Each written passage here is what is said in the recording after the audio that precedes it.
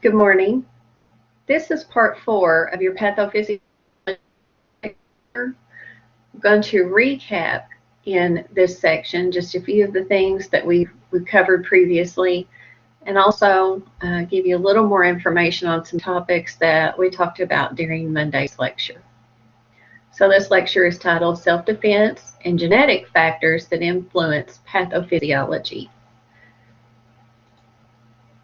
Just to review, water is the medium by which all reactions occur. Without it, your body doesn't function properly.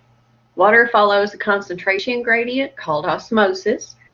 It goes from an area of low solvent concentration to high solvent concentration, thereby diluting the product. The major factor in moving water is going to be sodium. Sodium, potassium, calcium, and magnesium are some of your major electrolytes. A change in the concentration of any of these can affect your neuromuscular function, and it can also cause deadly cardiac disturbances because cardiac cells are particularly sensitive to electrolyte balance. When your cells function normally, they use aerobic metabolism. When there's a lack of oxygen, they move into anaerobic metabolism, which is far less efficient. Remember, with aerobic metabolism, we can produce 36 energy molecules, and in anaerobic metabolism, we can only produce 2 during the same time frame. The byproducts of aerobic metabolism move through the Krebs cycle, where waste is separated into carbon dioxide and water, and this is easily moved out of your body. In anaerobic metabolism, the byproduct is lactic acid, which changes the pH balance of the environment. All these things work together for the survival of the cells, and this is called homeostasis, or what you all also know as relative equilibrium. The most common type of injury is damage to the cell's ability to carry out aerobic metabolism. Anaerobic metabolism leads to a decrease in energy stores, which means the sodium-potassium pump cannot work as efficiently, which means sodium builds up and causes the cell to swell. Eventually, the swelling and subsequent destruction of the cells will trigger the inflammatory response in your body. And this will begin with increased blood flow to the area, followed by increased vascular permeability, and then finally the movement of leukocytes to the area of injury. And remember, leukocytes are responsible for cleaning up the bits and pieces of dead cells. Leukocytes will start to eat the dead cells through a process called phagocytosis. During this process, you have mast cells, and the mast cells will aid in the inflammatory response because they release vasoactive amines. Serotonin would be one of those. And this causes vasodilation. If an area has chronic inflammation, then the body sometimes will form scar tissue during the rebuilding process of cleaning this inflamed area out. Then you'll have 2 types of immunity. You have natural immunity that you get from your mother, and then you have acquired immunity. Acquired immunity is when you have experienced exposure to a substance or when you receive a vaccine. This can be further broken down to humoral immunity and cell-mediated immunity.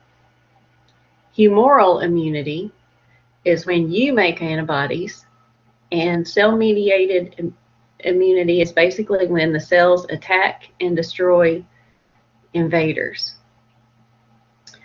Roughly around 1900, say the first decade of the 20th century, scientists discovered that each of us contains a special variation in our blood plasma.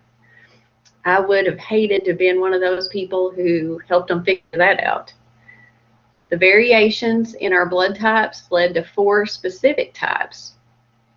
And not only do we have different blood types, but we also have something called a rhesus factor, named after the rhesus monkey. We call it RH, but the actual name is rhesus. So either you are a positive RH or you are a negative RH. About 85% of the population is going to be a positive RH factor, no matter what their blood type is. That leaves about 15% who are negative rhesus factor. Basically, what that means is if I am RH positive and my mother is RH negative, if during birth or during the pregnancy process at any point my blood mixes with her blood, we can cause clots and we can both die. So, and we'll study about it later in OB and also again when we talk about blood and blood components in another chapter, but there's something called ROGAM, which will help in situations like that. Now going back to blood types, we basically have 4 different blood types. Every human has one of these. Either we're type A, type B, type AB, or type O. Okay? Type A blood will have type B antibodies in the plasma. Type B blood will have type A antibodies in the plasma. Type AB blood has no antibodies against blood in the plasma. And type O blood has both A and B antibodies in the plasma. You'll need to know that. Now, we talked before about hypersensitivity and your IgG immunoglobulin reactions. I want to touch on it just a little bit again because it's not the last time you're going to see it. Sometimes your immune response can be exaggerated. This results in hypersensitivity. Hypersensitivity will occur after a re-exposure to something. You'll have an allergy. An allergy is something in the environment that causes your body to have an exaggerated immune response.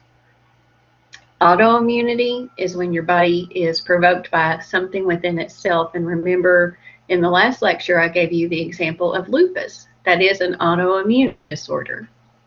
The body will attack itself. Isoimmunity is when the body responds to something that's designed to help it, like a blood transfusion or an organ donation or a tissue graft. So when the body starts to attack this new invader, so to speak, that's called isoimmunity. Hypersensitivity can occur immediately, but it can be delayed as many as 2 days. And you'll need to remember this mnemonic, GAMED, to help you identify your immunoglobulins. Remember, IgG crosses a placental barrier and it provides temporary immunity to newborn babies. IgA defends body surfaces against invaders. IgM increases the production of the IgG when there's acute infection. IgE is responsible for immediate hypersensitivity reactions, so this would be your allergic reaction.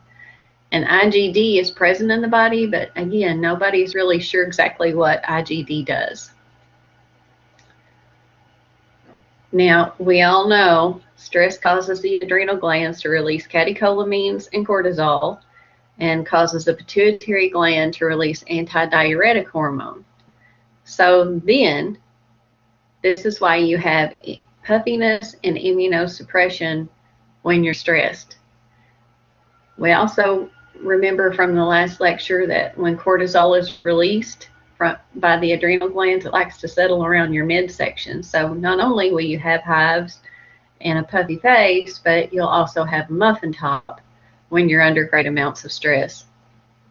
About this time last year when we were going through the process of accreditation, I promise you, I had a puffy face and a muffin top.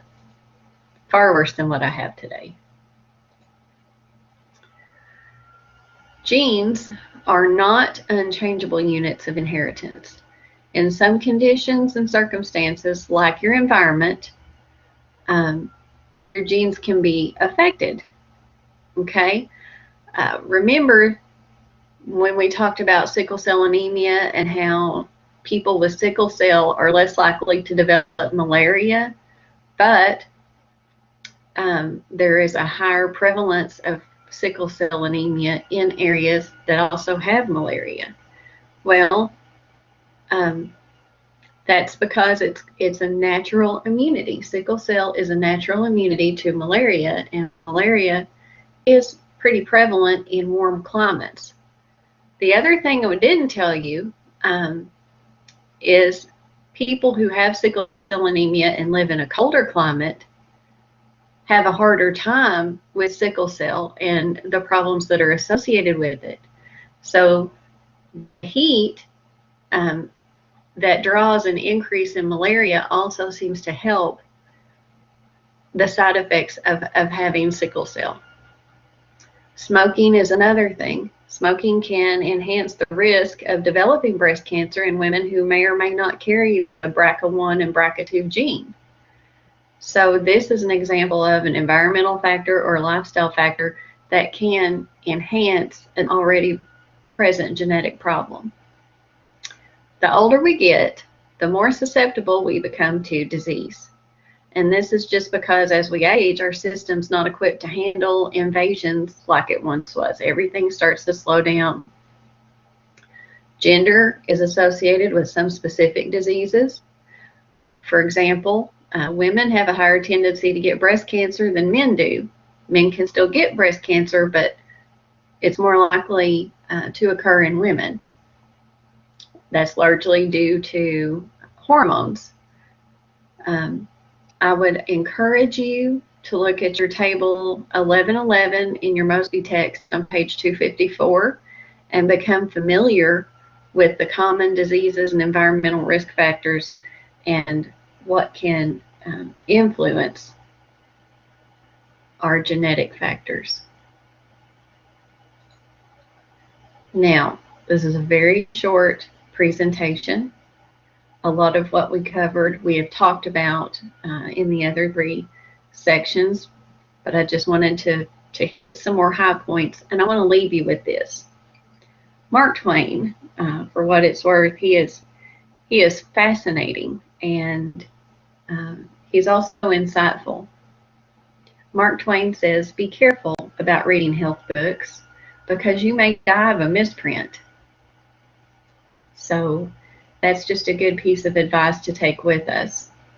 And another good piece of advice I want to leave you with is that we don't study these things and we don't write out our drug cards and learn about pathophysiology just to get through a section.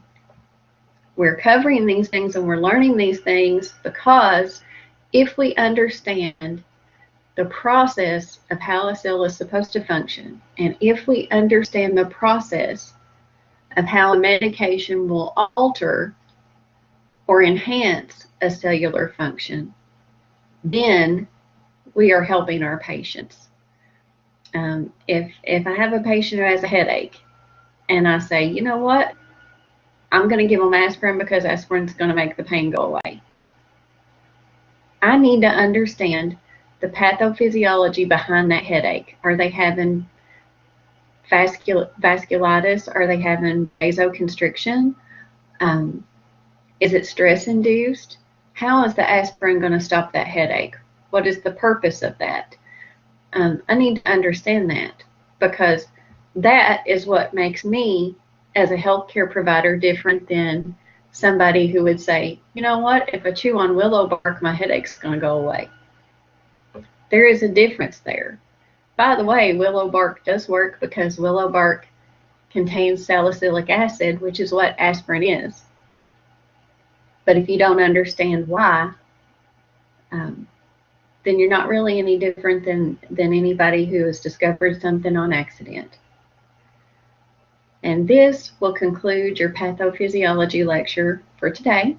Your pharmacology lecture is already recorded.